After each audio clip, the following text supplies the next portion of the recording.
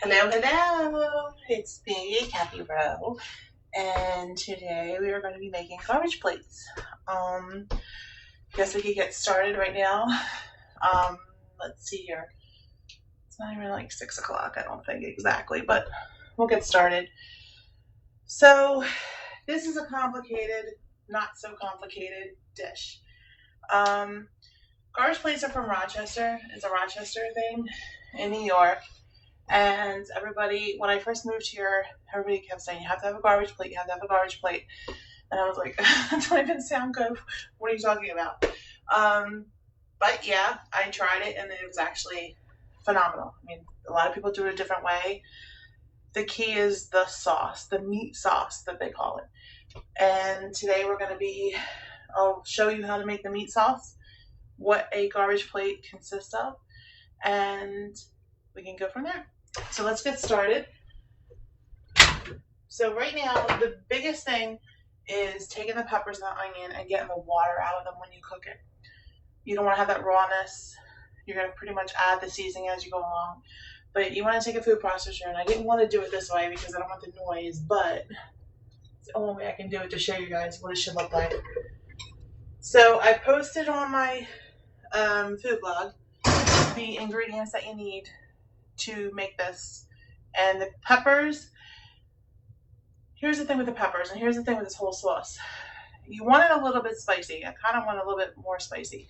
But the problem is sometimes peppers during different times of the year don't produce themselves as spicier than they are. Like, I mean, right now I'm not finding them as spicy as I do in the summer. Or if I get them from the store, as opposed to growing them in my garden and making it that way, they're a little bit spicier in my garden. So there's things you can alter. Of course, like I said before, with every recipe you can alter things. So what I want to do first is I want to take the peppers and I want to take the onions. And this is important. Again, in a food processor, and I hope you all have a food processor in this day and age, you're going to just basically get it to a pulp. And then we're going to put it in a pan and get some of the water out.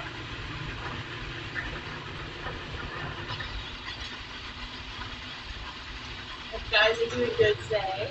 Thursday again. I kind of seem to pick a Thursday to do this. Kind of works out well for my schedule. Okay, so right now, what we are going to do is take the peppers and the onions, which looks like this. And you are going to put it in the pan. Let me get my spoon. I lifted this a little bit higher, so I'm hoping that you guys see a little bit better. I had the pan kind of going. Let's go to sizzle for a second. I kind of show you the basics on how to do this. Of course, I made something ahead of time so that when it comes time to do this, this has to, okay, let me back up a little bit. So basically, this has to kind of cook down for a few minutes to get the water out. Like you can see here, there's some water in there. It's going to cook out a little bit. And once that kind of cooks down for a few seconds, we'll add the spices. But it's a long process because you got to cook it for about 45 minutes to have it the way you want it to be. So right now, as we're cooking that down, I'm kind of going to go through this a little bit faster just because I made some already, but I want to show you step by step what we're doing. So let me turn the heat up a little bit here. All right. So basically that's going to cook down. Now what you're going to do, my recipe is on my food blog, foodblogusa.com, and I have everything down. There is one thing, if you tried to do this tonight, the brown sugar is only supposed to be half a cup. I do not know why I put 3/4 of a cup. It's only half a cup. And I kind of cut the recipe. You don't know this because I'm not telling you this except for now, but I cut the recipe in half for myself to do part of it earlier today so that I could show you what I need to do now. So basically, you're going to take 2 pounds of ground beef. That's the base of the sauce. But before that, you want to add the seasonings. So, well, the peppers we have is a poblano, cubano, and a habanero. And that you can, again, alter peppers if you need. It's up to you, whatever you want to do. And then the onion is what goes in. You also need a bottle of beer. I'm using Yinling because it's kind of what I have on hand. Actually, I used a honey brown before. It kind of gave it a little bit more of a sweeter taste. So let's get started here. So I'll start adding. Let me see.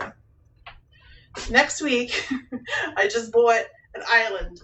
So this is going to be so much easier for me to work this way because right now I'm kind of all over the place, which my last 3 videos have been all over the place, but this is what I'm working with right now. We just redid our kitchen, so it's kind of hard for me to navigate things. I'm trying the best I can. But anyway, so I will take, actually, let me do it this way. It might be easier, so I'm not all over the place. We're going to take the spices. So the spices, which I wrote down just to make sure I can tell you guys as we go along. 4 teaspoons of chili powder, which is here. So it doesn't matter what order you're going into, as long as all the spices get into this, which you want to let this go for about 5 minutes, but like I said, for time sake, we'll do it this way. So you add the chili powder, the onion powder, which is 2 teaspoons, allspice, which is 1 teaspoon. You're going to add garlic paste, which, what did I do with garlic paste? I love this stuff. It's a lifesaver. I mean, you can chop garlic up by all means, but honestly, why? Why do you need to do that to yourself? So, just about that much. I eye everything. That's why I have such a hard time with my recipes, because I literally have to sit down and, what did I just do? But, so then we have nutmeg. This is the nutmeg. 1/4 teaspoon of nutmeg. Sazon. They are the little packages of Sazon that you buy at the store. In the Spanish aisle, I'm not really sure exactly what aisle, you'll know what I mean. The Spanish aisle, where all the Spanish Goya stuff is. The Goya aisle, I call it, but let me just kind of get this lower a little bit. 3 packages of Sazon. Now, this is why I don't add salt. If you ever had Sazon, you'll understand. It's a little salty, brings kind of like a different flavor to things that I like. Empanadas, if you're at an empanada, kind of like that's the flavor I'm going for. But not so much with this dish, but it kind of gives you that, the salty feeling, but it's a better salty feeling than a regular salt. Brown sugar. Now this is where I said I will correct my recipe tonight. Not 3/4 of a cup, a 1/2 cup of brown sugar. And then you want to take paprika, which is a teaspoon. Cayenne, which I think I backed this, but anyway, cayenne is a 1/2 teaspoon of cayenne. Remember one thing when you're cooking, you can always add heat, you can't take it away. So you go, once you get this going, you can taste it. Needs more, add more. You just can't take less out, so you want to be careful. So basically, which is this kind of consistent of where I need it to be. Oh, the honey. A tablespoon of honey, which I eye because I kind of know by now. That's about a tablespoon of honey. And you just kind of stir that in, and this is what it's going to look like. You're going to have a brown concoction here going on. Once you are done doing this, you will add the beef, which is right here. So it's about 2 pounds. You're going to put into the pan. And you don't need to chop it up, or, I mean, you kind of just want to just mush it with your hands, but not really crazy. And once you get that in there, you're going to add the tomato sauce. It's 8 ounces of tomato sauce. So once you do that, you're going to just let everything kind of incorporate itself. But you'll get the beer. So right now you're going to add 1/2 of the beer. Just about 1/2. You're going to let this kind of cook down. You'll see once it gets kind of at a medium heat, you don't want to go too crazy. You let it cook down. And then once you let that cook down, you add the rest of the beer. Now that's where you just got to be patient and let it sit there for about a good 45 to an hour and let everything kind of just incorporate itself. Once you are done, actually let this cook down. Once you are done, I started something over here. A little hot. I forgot that was on here. Put my myself a new glove. You will have this. Let me see if I can do this without burning myself. Okay.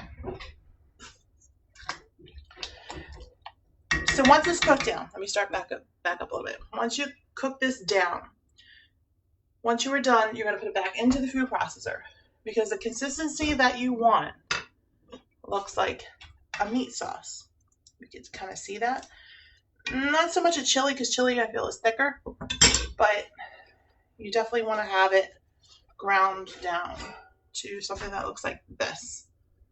So this has been cooking for probably about an hour and 15 minutes. And I kind of let it sit here because I'm cooking. So now what we're going to do is we're going to assemble the garbage plate. So I'm going to grab a plate. Garbage plate, what is it? Basically, today what I did was I made a macaroni salad. You don't want to make it, go buy it. The Amish ones at Walmart are actually really, really good. But I make my own. I make my own pretty much everything, so I'm not really one of those buyer people of all this stuff. We all get in a hurry. We need to. Whatever. Go ahead. Potatoes. Fried little tiny potatoes. Looks like this. So, like breakfast potatoes or French fries if you do not have potatoes. I bake them in the oven with olive oil. I use buck seasoning, which is a huge thing out here in Syracuse area. So I just kind of toss it. Any kind of seasoning that you want to put in there, whatever fits your thing. So what I do is potatoes, macaroni salad, and then what a garbage plate actually is either 2 hot dogs, 2 hamburgers, 1 hot dog, 1 hamburger, kind of whatever the heck you want it to be. It's whatever you feel like. I prefer the hot dogs. My husband likes the hamburgers. So we kind of do both. So I'm going to assemble this. Actually, I'm going to bring it up here so you can see. I made these earlier to save time. So basically, put this in here so you can see. I put, everything is about 1/4 of the plate. 1/4 of the plate potatoes. Then you're going to do the macaroni salad, which I made earlier. And you're going to put the macaroni salad down next. This is your base. This is where, you put everything on top of this. So how much you want to do. Then you're going to do your hot dog and your hamburgers. So again, I cooked these earlier. I made cheeseburgers and cheese dogs. I use snappy grillers, and a lot of people from where I'm from in Jersey probably don't know what the heck I'm even talking about. I use Halfman hot dogs for this one, and snappy grillers, when they snap, when they break open, that's when they're done and cooked. So basically, I'm going to take a hot dog, put this on top, and a hamburger on that as well. So let's just recap a little bit here. Your potatoes, your fried potatoes or your French fries, your macaroni salad, your hot dogs or your hamburgers, or 1 of each, which I'm doing today. And then we're going to go over here and we're going to put on top the hot sauce. That's what they call it out here. Because when I first came to Rochester area, they said to me, "Do you want hot sauce?" I'm thinking, "Oh yeah, sure, Frank's Red Hot. What do you think?" I mean, I'm from Jersey. I'm not thinking meat sauce. No, this is their hot sauce in Rochester. So here's where you go here with this. Now, what they do is they add some onions on top of it. Then they put ketchup and mustard, yes. So you go quick thing of ketchup, French's mustard, a yellow mustard I should say. I'm just from Jersey, so. And that would be it. And this, my friends, is a garbage plate. So you have your potatoes, your macaroni and cheese. I'm sorry, my gosh, where am I going with this? Your macaroni salad, your hot dog, your hamburger combination, and then the meat sauce. The meat sauce is actually what makes this plate really, really good. So if you're counting calories, I wouldn't suggest this, but otherwise it's a really, really good hangover meal, I guess you want to call it too. It's good. It's all around just good when you want to just indulge and have some comfort food because it's a comfort food meal. Um, I guess that will probably be it. But next week we're going to do, try to take my time. I'm trying not to take it so that I'm like wasting your time as well. Trying to get it between 15 and 25 minutes and prep things so you can see.